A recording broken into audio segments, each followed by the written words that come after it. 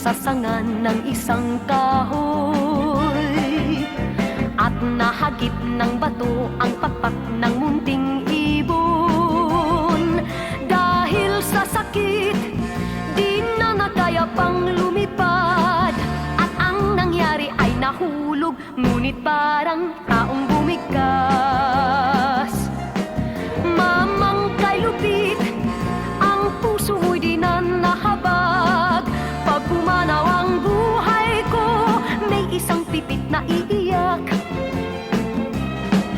Mamang kay Lupit, ang puso mo'y di na nahabag.